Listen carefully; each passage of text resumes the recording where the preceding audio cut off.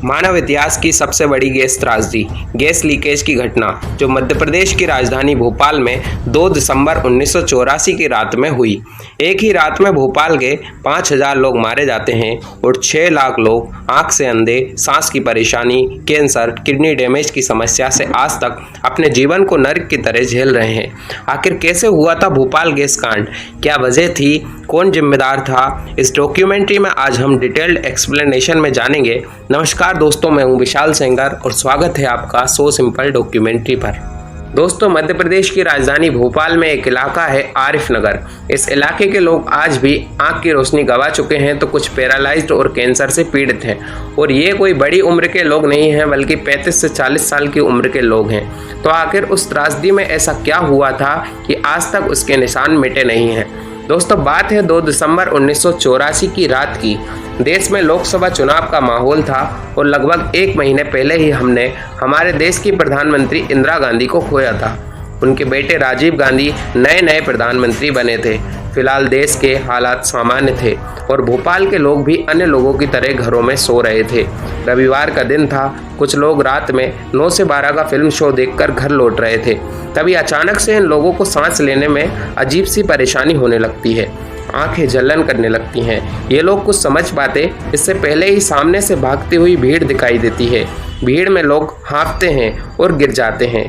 भोपाल में उस रात कुछ तो गड़बड़ हुई थी, मगर ये गड़बड़ क्या थी ये समझ नहीं आ रहा था। और फिर खबर आती है कि भोपाल में यूनियन कार्बाइड कारखाने में गैस लीकेज हो रही है। दोस्तों, ये यूनियन कार्बाइड का कारखाना भोपाल में 1977 में स्टेबलाइज किया गया था और ये कंपनी खेती में उपयोग किए जाने वाले कीटनाशक बनाया करती थी। ये कंपनी 7 नामक कीटनाशक बनाकर किसानों को बेचा करती थी और इस कंपनी के साझेदार भारत सरकार और अमेरिकी कंपनी दोनों थे। यहाँ कुछ बातें हैं जो समझने वाली हैं, जिससे आप इस त्रासदी को पॉइंट टू पॉइंट समझ पाएंगे। दोस्तों, ये फैक्ट्री शुरुआत में 2500 टन 7 कीटनाशक का प्रोडक्शन कर रही थी, लेकिन 1980 के दशक तक आते आते 7 कीटनाशक की डिमांड कम होने लगी। अब कंपनी इसे सस्ता करके बेचना चाहती थी, इसलिए कंपनी ने भोपाल की इस यूनियन कार्बाइड में से स्टाफ को कम करना शुरू कर दिया और सस्ते पुर्जे और उपकरण यूज करने लगे। जैसे स्टेनलेस स्टील की जगह साधारण स्टील का इस्तेमाल किया जाने लगा।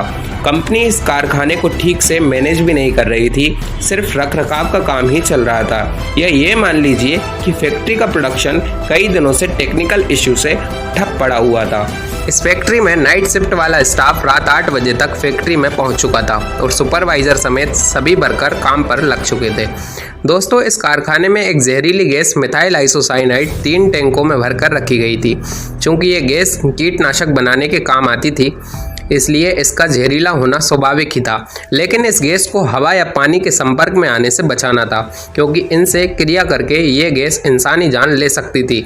लेकिन भोपाल का दुर्भाग्य ये था कि कंपनी ने बजट कम होने और ख़राब इंजीनियरिंग की वजह से इसी गैस टैंक के ऊपर पानी का पाइप लगा दिया था, जो काफ़ी पुराना हो चुका था। अब इस त्रासदी वाली रात के 9 बजे सफाई कर्मचारी सफाई करने के लिए निकलते हैं और इस MIC टैंक के पास से गुजर रहे पानी की पाइपलाइन की सफाई करते हैं। अब समय रात के 10 बज चुके हैं। फैक्ट्री के इनसाइड MIC गैस वाले टैंकों में से एक टैंक, जिसका नंबर है टैंक 610, उसमें अचानक से पानी की पाइपलाइन से बूंदें गिरती हैं और लीकेज से पानी MIC से क्रिया कर लेता है। इस टैंक में केमिकल रिएक्शन होना शुरू हो जाते हैं और इस टैंक का प्रेशर इतना तेज बढ़ जाता है कि टैंक से गैस का रिसाव होने लगता है और देखते ही देखते ये जहरीली गैस रात 12:50 के आसपास पूरे भोपाल की बस्तियों में रहने वाले लोगों तक पहुंच जाती है। लोगों को खांसी, आंखों में जलन, पेट फूलने और उल्टी की शिकायतें तक होने लगती हैं। चारों ओर अफरा तफरी मचना शुरू हो जाती है। गैस लीक होने का पता चलते ही कई सारे डॉक्टर शहर छोड़कर अपनी जान बचाने भागने लगते हैं। जूनियर डॉक्टर या कुछ रिस्पॉन्सिबल डॉक्टर ही उस समय हॉस्पिटल में अपनी सेवाएं दे रहे थे और उन्हें इस गैस की नॉलेज नहीं थी। वो सिर्फ आई ड्रॉप और कफ सिरप देकर ही इलाज कर रहे थे। मध्य प्रदेश में उस समय अर्जुन सिंह की सरकार थी। कहा जाता है कि जैसे ही अर्जुन सिंह को पता चला कि भोपाल में गैस लीक हुई है, वो और उनका प्रशासनिक महकमा खुद को बचाने केरवा डैम में अपने फार्म हाउस पर चले गए थे। शहर के एक हिस्से में लाशों के ढेर लगे हुए थे। अस्पतालों से लेकर सड़क तक मरीज ही मरीज थे। लोग अपने घर वालों की तलाश रहे थे। दोस्तों, इस त्रासदी में इंसानों के साथ साथ पशु पक्षी भी बड़ी संख्या में मारे गए थे, लेकिन इस हादसे के जिम्मेदार कंपनी के लोग अभी भी कहीं नहीं दिख रहे थे। हादसे के लगभग 4 दिन बीत चुके थे। हजारों की संख्या में भोपाल में लोग मारे जा चुके थे और ये दुनिया की सबसे बड़ी इंडस्ट्रियल ट्रेजेडी घोषित हो चुकी थी। और फिर अमेरिका से यूनियन कार्बाइड के इस कारखाने के प्रमुख वॉरेन एंडरसन भोपाल पहुंचते हैं। भोपाल पहुंचते ही एंडरसन को अरेस्ट कर लिया जाता है, लेकिन यहाँ इंडियन गवर्नमेंट से एक बहुत बड़ी गलती हो जाती है।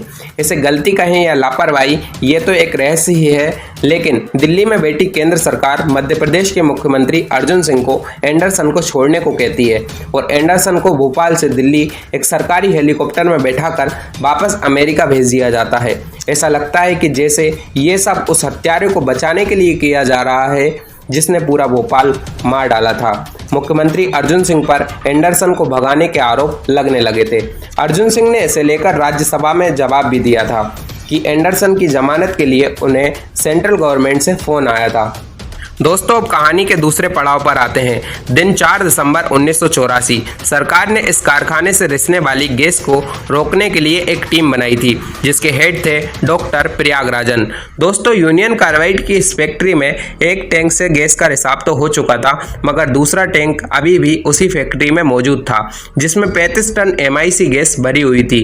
प्रयागराजन पर यह जिम्मेदारी थी कि वे इस बची हुई MIC गैस को कैसे निकालें।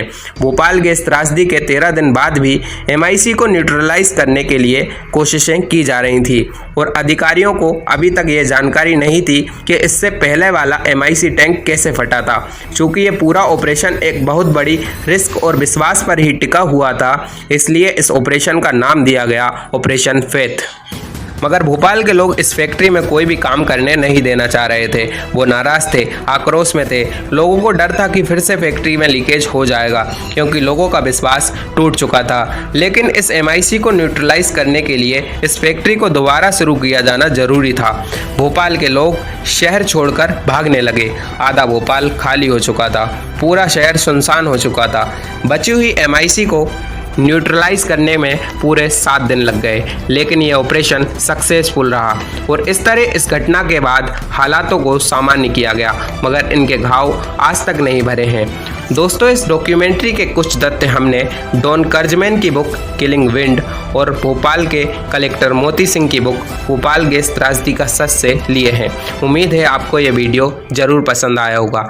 वीडियो पसंद आता है तो वीडियो को लाइक, शेयर, सब्सक्राइब ज़रूर करें। धन्यवाद।